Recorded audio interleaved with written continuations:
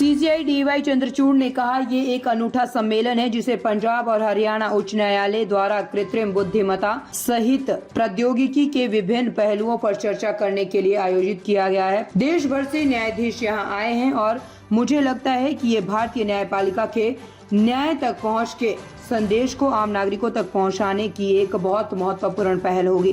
प्रौद्योगिकी को न्याय सबके द्वार सुनिश्चित करने का एक साधन होना चाहिए। ई कोर्ट का तीसरा चरण अब शुरू हो रहा है। केंद्र सरकार ने सभी राज्य सरकारों को लगभग 7,000 करोड़ रुपए दिए हैं, जो मुझे लगता है कि सूचना बुनियादी ढांचे को फिर से तैयार करेगा।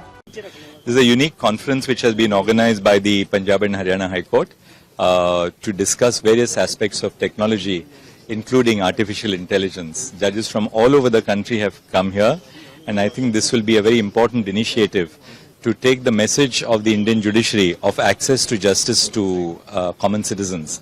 अभी हाल ही में हमारे यहाँ लोक अदालत जो हुआ था, तो लोक अदालत में हमने थीम ये था, न्याय सबके द्वार.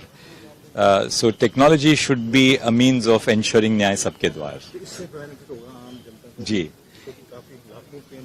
जी, ई फाइलिंग से होता है, वर्चुअल हियरिंग से होता है, ई सेवा केंद्र हमने स्थापित किए हैं हर एक कोर्ट रूम में.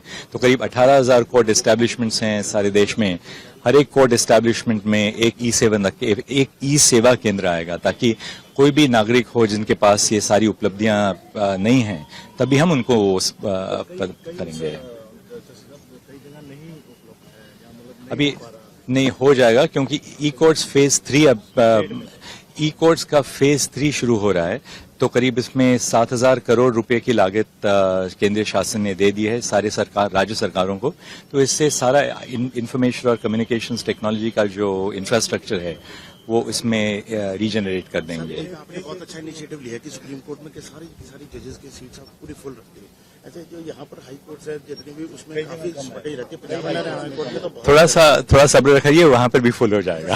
Thank you.